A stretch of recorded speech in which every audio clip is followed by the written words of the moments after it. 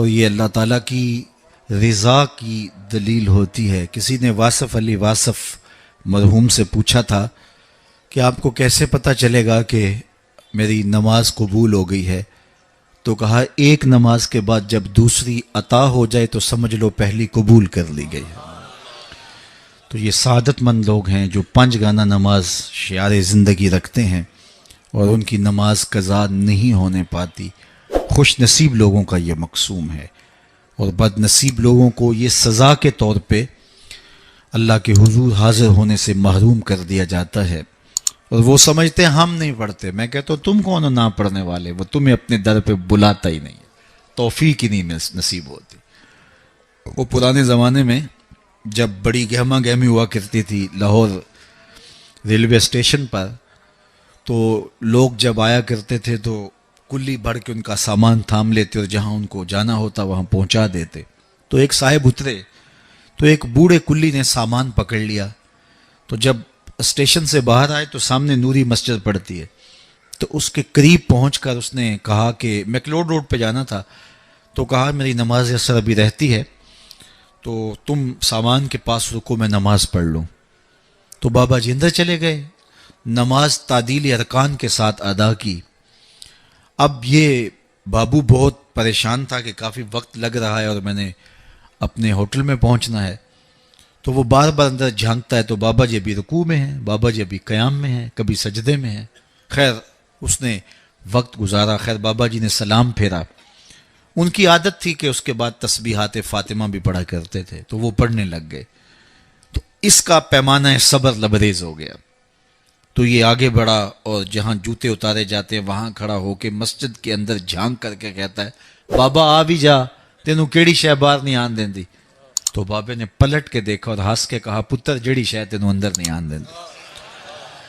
تو یہ اس کی توفیق کے بغیر ممکن نہیں ہوتا۔ میں نے دیکھا بوڑھے شخص، بوڑھے اشخاص، ان سے بیٹھا بھی نہیں جا رہا ہوتا، تو وہ بڑی مشکل سے لاٹھی ٹیکتے ٹیکتے مسجد کا رخ کرتے ہیں، اور سخت سردی میں ٹھٹرتے ٹھٹرتے مسجد میں آ رہے ہوتے ہیں، ٹھنڈے پانی سے وضو کر رہے ہوتے ہیں، اور دوسری جانب ہٹا کٹا نوجوان ہوتا ہے اور مسجد کے سامنے سے سینہ تان کے گزر جاتا ہے۔ اندر سے اللہ کی پکار کی آواز آ رہی ہوتی ہے، اس کے نمائندے کی پکار کی آواز آ رہی ہوتی ہے۔ تو یہ توفیق ہوتی ہے، اللہ سے توفیق مانگو، وہ کبھی سجدے سے محروم نہ کرے، وہ اپنے حضور جھکنے سے محروم نہ کرے۔ قیامت کے دن اللہ تعالیٰ لوگوں کو کہے گا کہ میرے حضور سجدہ ریز ہو جاؤ۔ آج اگر کوئی نماز پڑھتا ہے یا نہیں پڑھتا، قیامت کے دن تو چاہے گا کہ میں اس کی حضور سجدہ ریز ہو جاؤں۔ جب سورج سوا نیزے پہ ہوگا پھر تو کوئی انکار نہیں ہوگا۔ بے نمازی سجدہ کرنا چاہیں گے بھی کمر اکڑ جائے گی، نہیں کر پائیں گے۔ اللہ فرماتا ہے قرآن مجید کے اندر کچھ لوگ جہنم کو دھکیلے جا رہے ہوں گے، ان کے ملنے والے کوئی راستے میں ملیں گے اور ان کو کہیں گے ما سالککم فی سقر، تم جہنم میں کیوں جا رہے ہو؟ تو وہ کیا کہیں گے؟ لم نکو من المصلین، ہم نماز نہیں پڑھا کرتے تھے۔ ایک بار نہیں، 2 بار نہیں، قرآن و حدیث میں 750 مرتبہ نماز کا حکم آیا ہے۔ یار ایک بات میں آپ کو کہوں، ہمارے خطبہ کہتے ہیں نا کہو سبحان اللہ، تو سامعین نہ کہیں تو وہ ناراض ہو جاتے ہیں، کوئی مذاق کر دیں گے، پھر سخت غصے میں آ جائیں گے، کئی تو ناراض ہو کے تقریر چھوڑ دیتے ہیں کہ میں تمہارے پاس آیا ہوں، تم زور سے سبحان اللہ بھی نہیں کہتے۔ تو 3 مرتبہ، 2 مرتبہ، 4 مرتبہ ایک مکرر ایک بات کہے اور آپ نہ مانیں یا میں نہ مانوں تو وہ ناراض ہو جاتا ہے، اور میرا رب ایک بار نہیں 750 مرتبہ کہہ رہا ہے۔ نماز کا حکم اللہ اور اس کے رسول کی جانب سے 750 مرتبہ ہے۔ کتنا ڈھیٹ پنا ہے کہ بندہ پھر بھی اللہ کے حضور سجدہ ریزی کی توفیق نہ پائے، اور وہ کس طرح جو ہے وہ ڈٹائی کے ساتھ اپنی زندگی گزار دے۔ 5 گانا نماز شعار زندگی بنا لو، یہ دین ہے، اس کو اچھی طرح سے روحوں میں اتار لو، اور 5 گانا نماز کبھی بھی تم سے قضا نہ ہونے پائے، اور اگر ہو سکے تو سحری کے سجدوں کی بھی عادت ڈال لو۔ اس وقت رحمتیں اترتی ہیں، رزق بٹتا ہے، کرم نوازیوں کا نور اترتا ہے۔ یہ جو آپ کہتے ہیں گھر میں ٹینشن بہت ہے، پریشانیاں بہت ہیں، مسائب بہت ہیں، اپنے بھی دشمن ہو گئے، شریکہ برادری نے مار دیا، کتنے مسائل ہیں، آپ سجدے تہجد کے ادا کرنے شروع کر دیں، روح کو قرار آ جائے گا، باطن کو چین آ جائے گا۔ ایک روایت میں آتا ہے حدیث پاک میں کہ جب سحری کا وقت ہوتا ہے تو شوہر اٹھتا ہے اور اپنی بیوی کو کہتا ہے اللہ کی بندی تو بھی اٹھ اور اللہ کے حضور سجدہ ریزی کریں. سارے دن کی تھکی ہوئی خاتون اٹھ نہیں پاتی تو وہ خیر وضو کر کے واپس جب آتا ہے تو چلو میں تھوڑا سا پانی لے آتا ہے اور اپنی بیوی کے چہرے پہ چھڑک دیتا ہے اور مصلی بچھا کے نماز پڑھنے لگ جاتا ہے. تو بیوی اٹھتی ہے، دیکھتی ہے کہ میرا شوہر نماز پڑھ رہا ہے تو اس کو بھی خیال آتا ہے تو وہ بھی اٹھتی ہے، وضو کرتی ہے، شوہر کے قریب مصلی بچھا کے وہ بھی نماز پڑھنے لگ جاتی ہے. سحری کا وقت ہے، نیم اندھیرا ہے، کوئی دیکھنے والا نہیں. کبھی شوہر سجدے میں ہے، کبھی بیوی قیام میں ہے، کبھی وہ رکوع میں ہے، کبھی یہ قومے میں ہے، کبھی وہ جلسے میں ہے. دونوں اللہ کے حضور سجدہ ریزیاں کر رہے ہیں. حدیث پاک میں آتا ہے دونوں کو دیکھ کے رب مسکرا رہا ہوتا ہے. اپنی شان کے مطابق اللہ خوش ہو رہا ہوتا ہے کہ میرا بندہ اور میری دہلیز کی باندی کس قدر میرے حضور سجدہ ریزیاں کر رہے ہیں.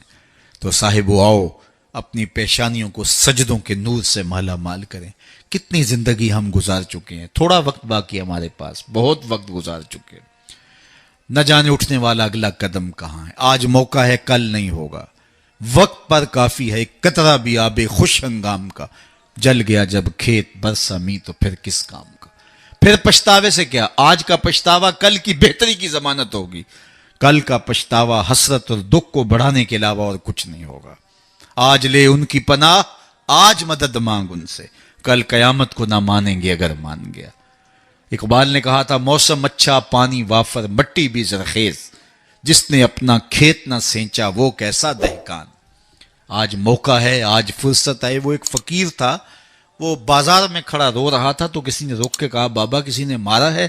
کہا نہیں نہیں کوئی ایسی بات نہیں ہوتی. کیوں رو رہے ہو؟ کہا بس ان کے رویے نے رلا دیا. کیا مطلب؟ کہا گزر رہا تھا، ان کو دنیا میں کھوئے ہوئے دیکھا، دل میں ترس جاگا تو میرے خیال میں آیا ان بندوں کی رب سے صلح نہ کروا دوں. تو پھر کہا میں نے اس سے بات کی تو آواز آئی لے آ میری چوکھٹ پہ، ایک آنسو سے سارے گناہ معاف کر دوں. لے آ میری چوکھٹ. میں بڑا خوش ہوا، بہت خوش ہوا، اور میں نے ان سے کہا کہ آؤ اس کی چوکھٹ پہ، وہ تو معاف کرنے پہ آمادہ ہے. تو میں تو بڑی خوشی سے ان کو یہ خبر دی. یہ الٹا میرا مذاق اڑانے لگے. جا بابا کام کر، تجھے کیا پتا دنیا داری کیا ہوتی ہے، بچے بھی تو پال لیں، تم آ کے ہمارے سر پہ کھڑے ہو گئے. یہ الٹا میرا مذاق اڑانے لگے، مجھے کوسنے دینے لگے. وہ تو مان رہے، یہی نہیں مان رہے. تو مجھے ان کے رویے پہ رونا آ گیا. اگلے دن وہی شخص قبرستان کے قریب سے گزرا، دیکھا کہ وہی بابا قبرستان میں کھڑا رو رہا ہے. تو پھر رک گیا. کہا بابا بازاروں میں بھی روتا ہے، قبرستانوں میں بھی روتا ہے، آج کیا ماجرا ہوا؟ کہا کہانی کل والی ہے. کہا کیا مطلب؟ کہا کل ان سے مایوس ہو گیا، آج صبح اٹھا تو ادھر آ گیا. میرا خیال یہ ہوا چلو وہ نہیں مانے تو قبرستان والوں سے بات کرتے ہیں. تو میرا یہ خیال ہوا ان کی اور رب کی صلح کروا دوں. تو کہا پھر آج کیا بنا؟ کہا آج یہ مان گئے وہ نہیں مانتا. آج وہ مان رہا ہے ہم بھی مان جائیں. کل ہم مانیں گے لیکن وہ نہیں مانے گا. قبل اس سے کہ وہ وقت آئے کوئی حجت باقی نہ رہے. تھوڑا سا وقت ہے. وہ کسی نے کہا نا اج سا وی نے کھلے راہ وی نے انج ٹوک انوکھڑے ٹکڑے نہیں ٹر پویں تے پینڈے مک جاندے کار بیٹھیاں فاصلے مکنے نہیں. آج میرے پاس بھی وقت ہے، آپ کے پاس بھی وقت ہے. اپنی مختصر زندگی کو اللہ اور اس کے رسول کے نام لگا دیں. یہی میسج ہے. یہ میلاد کا میسج بھی ہے، یہ معراج کا میسج بھی ہے، یہ 10 محرم کا میسج بھی ہے، یہ کربلا کا میسج بھی ہے، یہ 11ویں کا میسج بھی ہے، یہ 12ویں کا میسج بھی ہے کہ اللہ اس کے رسول سے جڑ جاؤ.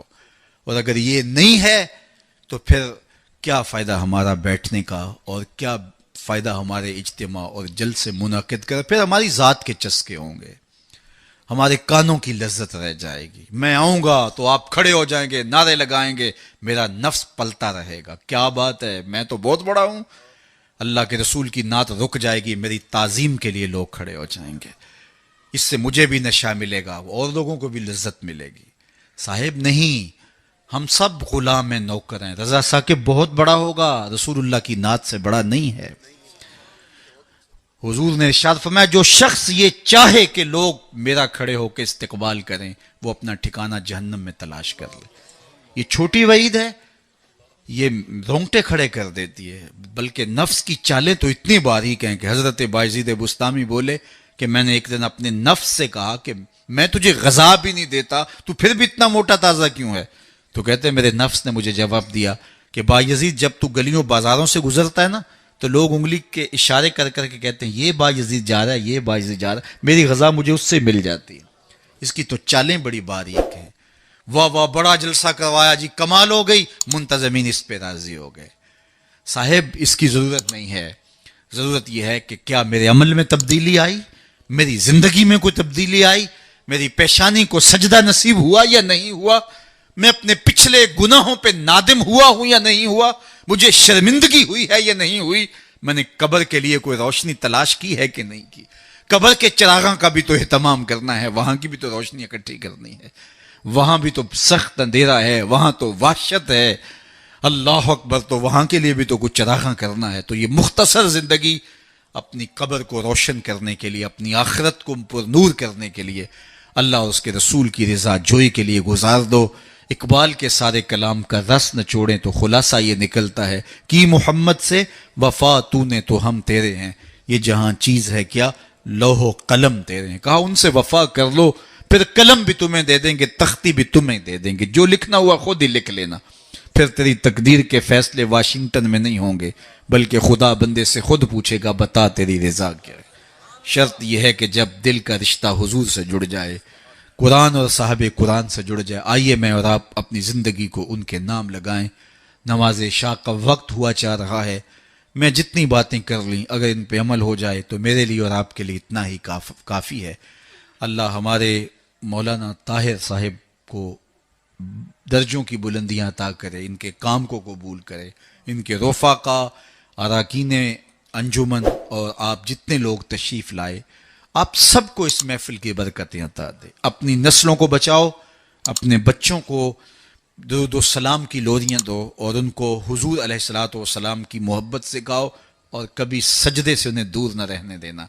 ان کی پیشانیوں کو بچپن سے ہی سجدے سے آشنا کرو، بیٹیوں کو پردے کی تلقین کرو، بچپن میں ہی تلقین کرو، اور ان کو قرآن مجید پڑھنے کی تلقین کرو، اور سجدے سے کبھی ہمارے گھر نہ آشنا نہ ہو۔ کتنا خوبصورت گھر ہے کہ جب صبح کے اجالے پھوٹتے ہیں تو مرد مسجدوں کو نکل پڑتے ہیں اور بیٹیاں گھروں میں مصلے بچھا لیتی ہیں، اور کتنا بد نصیب ہے وہ گھرانہ کہ درختوں پر چڑیاں بھی رب کی تسبیح بول رہی ہوتی ہیں، حشرات سے پرندے نکل کر کے بھی اللہ کی تقدیس کے ترانے پڑھ رہے ہوتے ہیں، اور اس گھر سے نیند کے خراٹوں کی آواز آ رہی ہوتی ہے۔